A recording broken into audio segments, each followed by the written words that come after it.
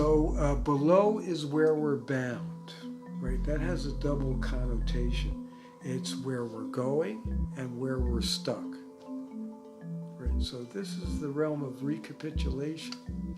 Now, recapitulation was originally evolved from seers going into places of power and having spontaneous recapitulation, right?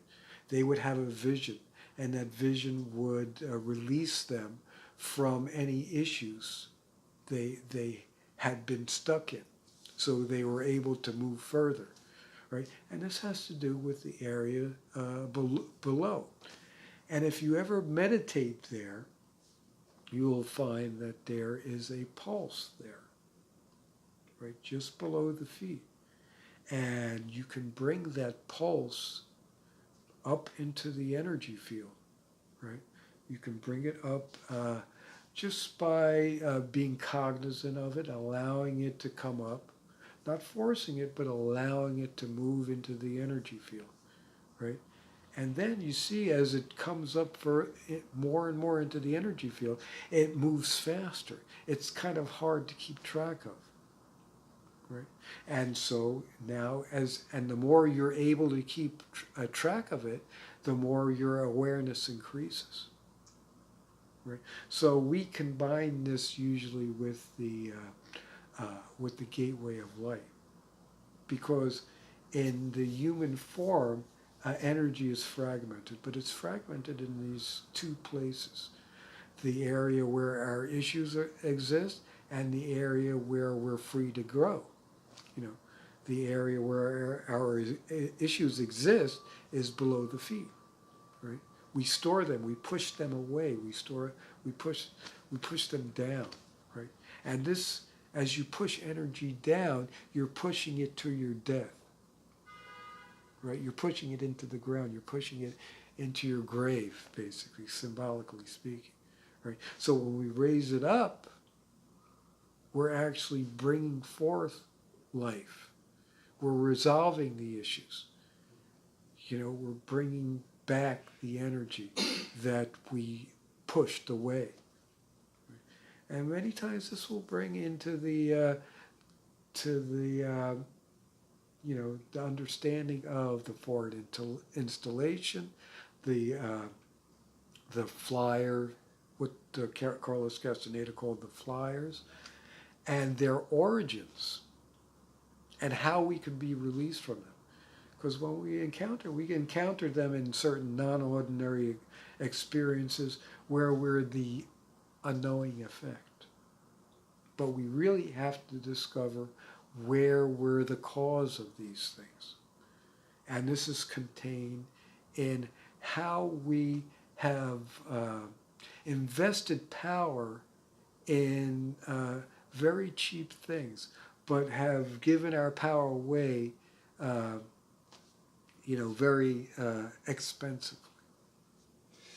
I know you've actually mentioned this in the walk in the park, so I know what you're going to say in a way, but just want you to talk about it at great length.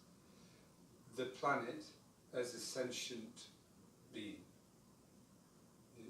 Is the planet a sentient being? Uh-huh. Well, there's the seers were able to see the planet in its transparency, right? They were able to see it to its source. They were able to see the energetic structures that emanate from it. Just like you can perceive your own energetic structures that emanate from your assembling of the assemblage point in the gateway of light. It's the same thing. You know, it's basically one mirror looking into a larger mirror, and that mirror looking into a much larger mirror, right? It's a bunch of mirrors connected into looking into each other, right? So the planet, the forces that emanate is a very powerful electromagnetic force that's evolved through its mineral structure. Its mineral structure gives this planet its sense of solidity, right? its solidness, right? And so, but it also gives it the energetic characteristic of it. So we are more immersed in its solidness rather than getting more immersed in its energy, right? So its energy is as solid as its matter, right? So we can see very solidly into that energy, and we could see that it's very solid, and it creates an electromagnetic web, right? That connects into other worlds. And in the story of this solar system, right, it's a matter of electromagnetic propensities connecting into other electromagnetic propensities and interacting. So this is what's called astrology, right? Except we're not doing it mathematically. We're doing it experientially by looking into the transparency of the planet and seeing how it interacts uh, energetically with other energy, because it's all in the center of the planet. The center of the planet is just an inverted sun, right? That is a reflection of the sun that's in the center of our solar system, which is a reflection of the sun that's in the center of our galaxy. And the galaxy is the main uh, unit of existence, of accumulation of worlds, of the form of inhabitants that will exist in that format. I wanted to ask you for any suggestions as to how you practice lucidity and dexterity that you mentioned in, aside from goal, in daily life, like informal practices. What are things that you can do to develop lucidity and dexterity in the actual interplay of daily life? Well, I used to play a game with myself. I used to, just as I'm walking, haphazardly, I would just close my eyes, see if there's anything there. Yeah. Sometimes there's nothing, and sometimes there's something. And what is that something? That's a sort of of a game to play where you sort of relate to the dreamer in you. So it's recognizing the dreamer, right? Rather than have your perception always isolated here in the dream of the world, and then have it segmented where when you go to sleep, then you know, you're you're no longer in the dream of the world, but you're actually still in the dream of the world, because it's your dreams many times are of the dream of the world. So it's the external being internalized, right? So we're taking a moment, just a moment, to close your eyes and just, what's there, you know.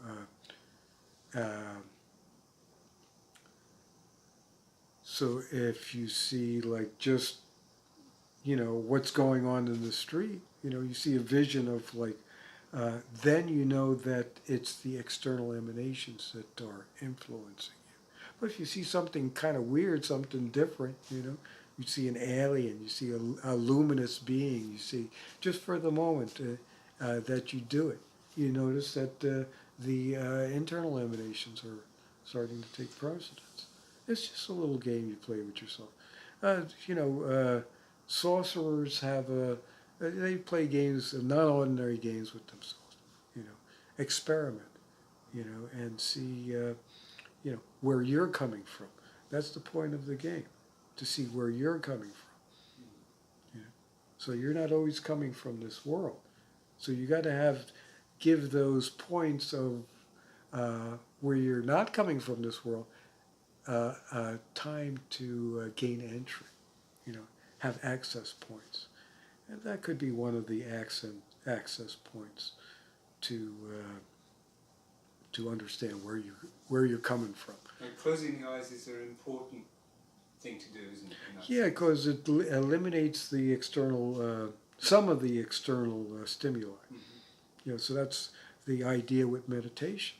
You close the eyes, you eliminate the external influence, right? And then what you start to happen, which many people complain about, is that you start to experience how you've integrated the external stimuli into your internal world, right? How you have the monkey mind, right? So, and people complain about that. No, that's what you got to go through. You have to empty yourself out of all that stuff before you get to the fullness, the real fullness, because basically all that is full of crap. All of the external stimuli that you're integrating is crap. I remember once climbing an old miners' trail in Washington State, and climbing up all day, and they saw the last people coming down, had a tent, and they said, there's no one up there. We got up there to this kind of basin, it's hot, summer, pitched the tent, and the only sound was a waterfall. There was no other sound. And I woke up in the night, and I was hearing like this lot, sirens, women screaming, men shouting, all this stuff, and I knew it wasn't there. I'd just taken it with me up this mountain. It was exactly as you say, that's all the stuff that I'd integrated from the world, from movies, and you'd have to spend quite a long time up there to leave this lot behind, because you take it with you. But the path of 1,000 steps begins with the first one. So you have to go through the process. Yeah. But we can accelerate it a little, by utilizing intent, right? And that's the place of above has to do with where you're more free, right? And so you notice you can think your thoughts there, you can have your emotions, you can visualize, you can have dreams and stuff like that. And you can potentialize the possibility of being more free in that area. We don't actually really think our thoughts or have emotions in our head. It's actually in our heart where we have them. It's just projected into the head from the heart, because the head is the control point of the physical body. The brain is the control. It controls the heart. The heart doesn't necessarily control the brain. It's just the lack of the pulse of the heart that controls the brain's ability to function, right?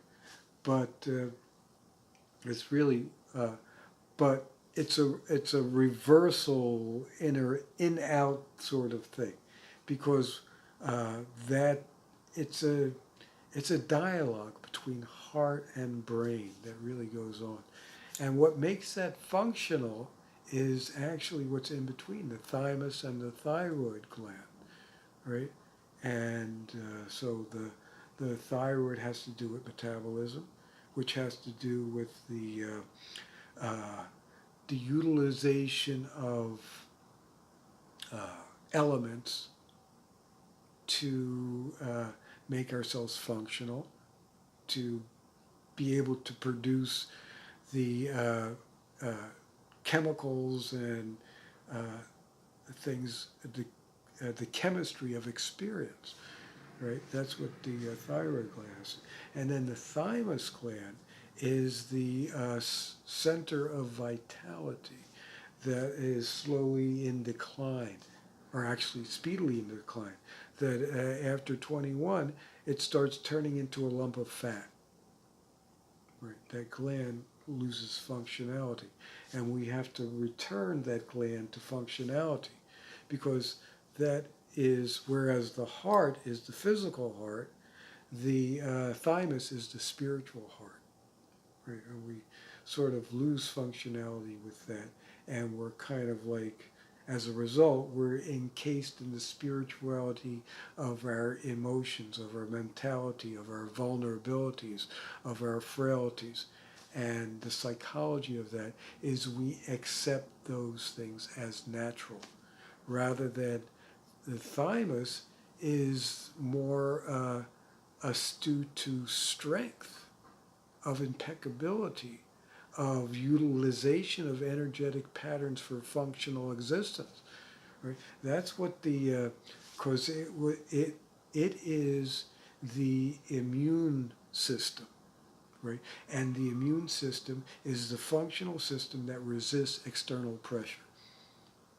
Is tapping the thymus something I've heard that Some people do that, but what you're doing is you're making it the effect. What we're trying to do is raise it from the cause. If you have nothing else, of course, whatever you can do to revive it is functional.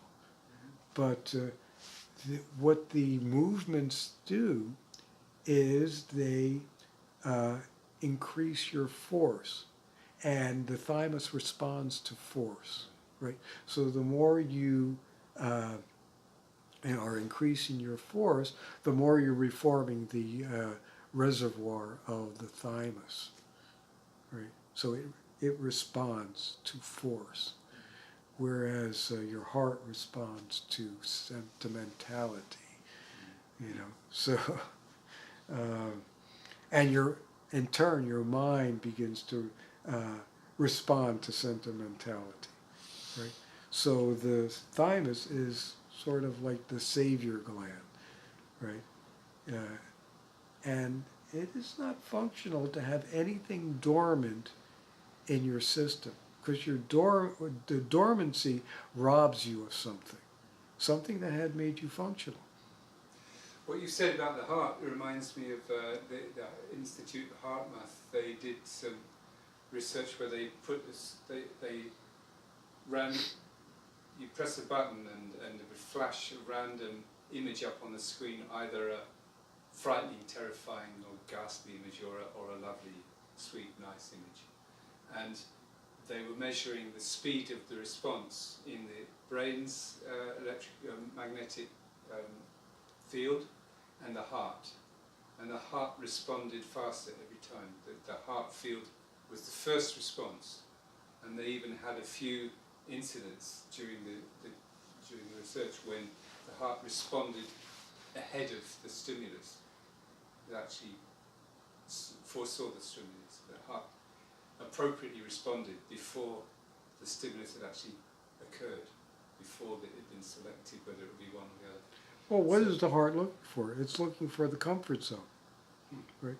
It's looking to evade the horrific and to settle down into the niceness of existence, the comfort zone, right?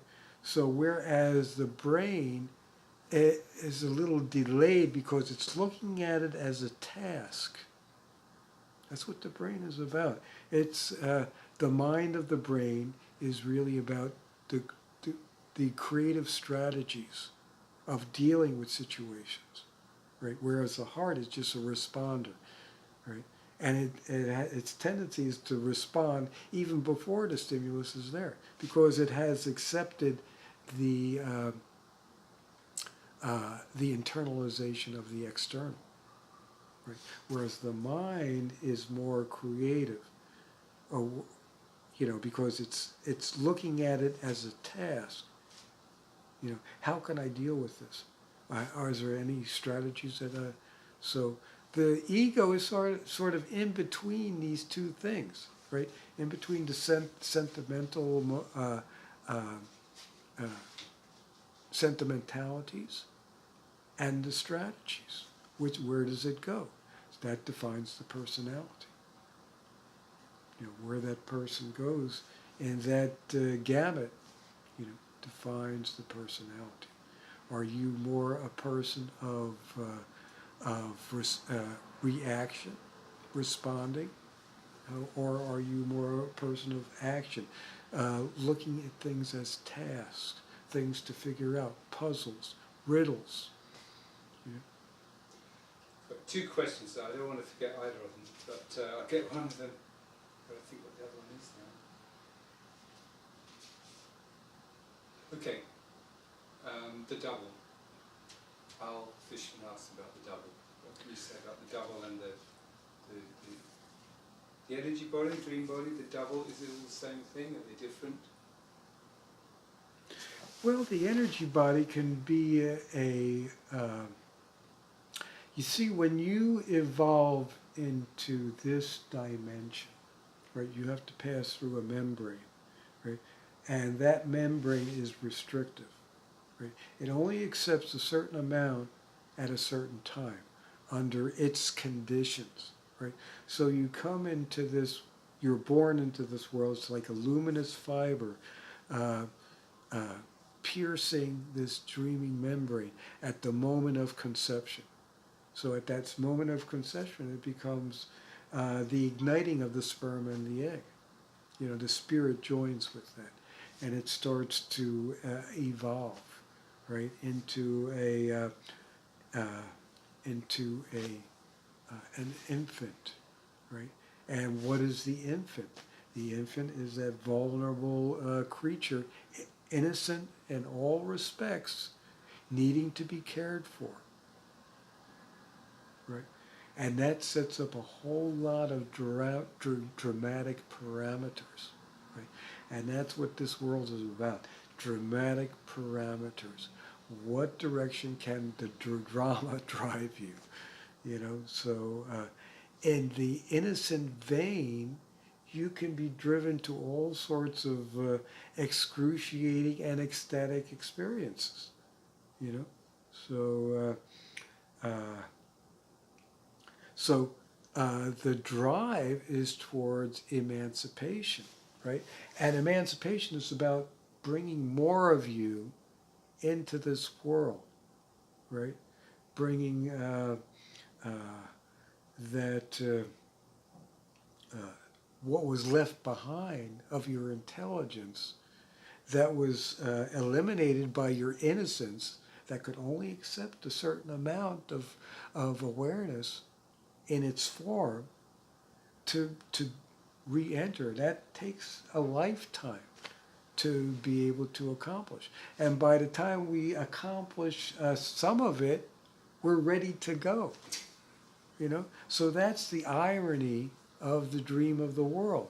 We're just getting into something interesting, and then we're extracted once again, right? So this is the philosophy of the death defier, that we take the process of consciousness further, right? So that the irony doesn't strike in that way. You know, that once we get into something interesting, you know, we are taken away from it, and we have to evolve it again, you know. So we're looking for more, emancipated venues to bring more of our awareness into functional existence, right? So, I think the life of Buddha is very, significant in that respect. You know, a lot of people get mixed up when he was enlightened. He was actually enlightened when he came out of the palace as a young prince, and he saw the world around him, and he saw the people suffering, and he saw, what can I do to solve this? He was functioning from the brain and the heart, right? He was responding here, from the suffering, the sentimentality, but he was also trying to figure something out. How can I, because this is going to happen to me too, right? I'm going to probably go through this. So he had a choice, either to go back into the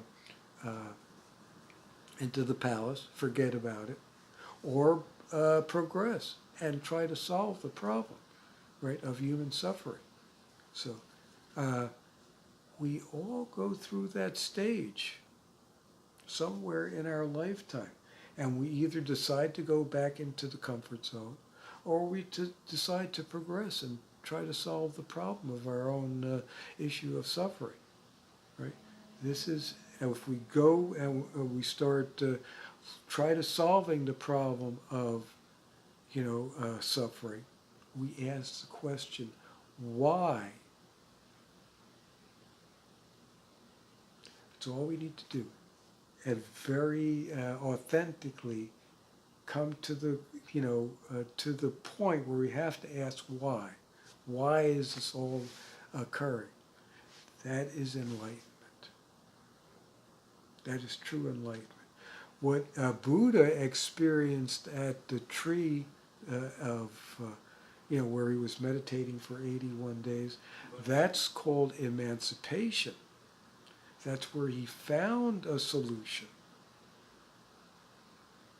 Right? So he found a path out. He called it nirvana. For us, it's the nawal. So the Buddhist path and the Toltec is very similar, except the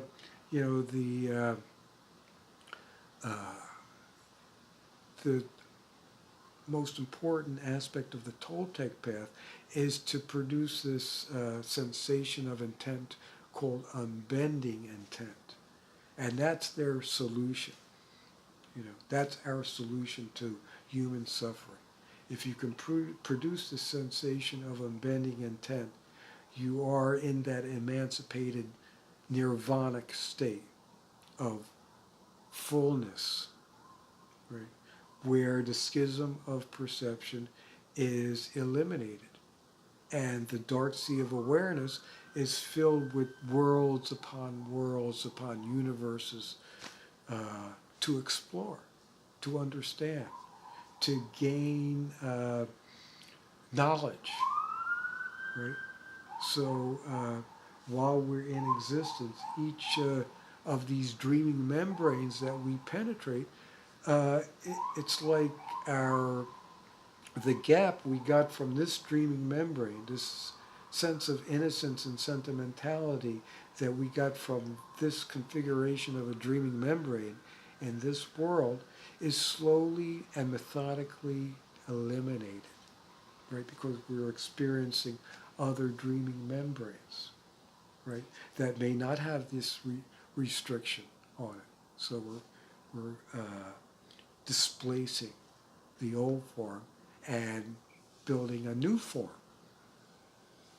Yeah. Now, in the Mahayana Buddhism, they have this bodhicitta vow where they sort of promise not to go off into nirvana until all sentient beings have been somehow liberated, which seems to be a terrible limitation to place on oneself. If one's looking for. Maybe I've got that wrong. For the Toltec, primary is freedom, right? So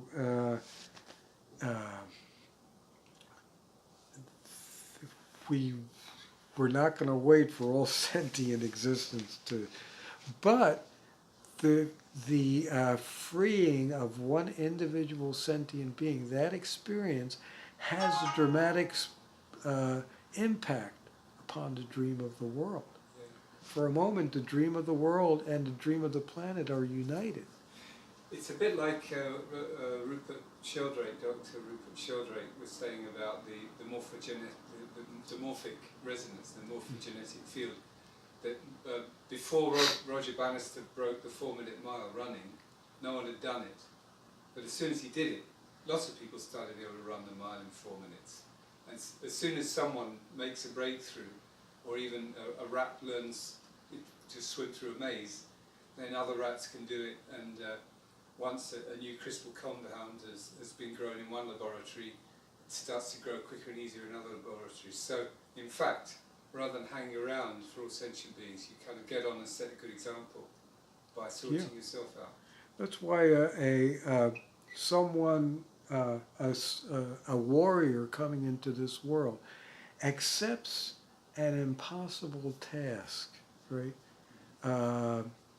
Like if you read Marilyn Townsend's book, A Nawal Woman's Healing journey.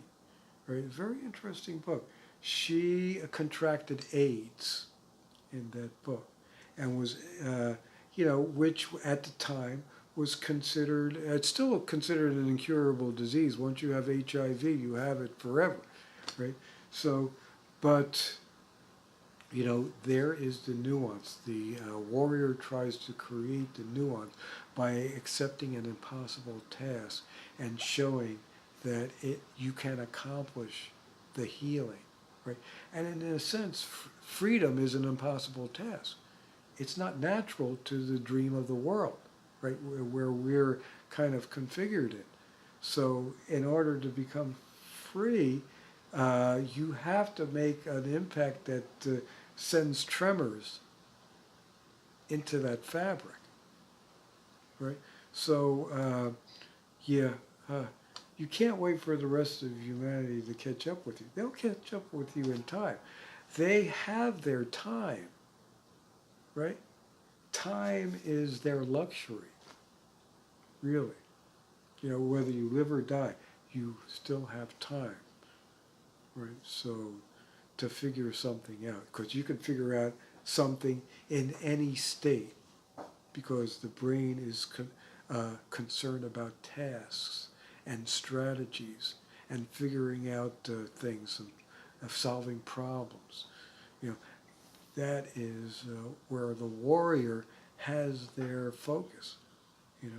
So it's on, the sentimentalities will always be there. They're beautiful or they're horrific. They're interesting, but what's the use of them if not to solve? Right? We evolve other sentimentalities to figure out. The dream of the world will always configure something new to plague us or to entrance us, into something interesting.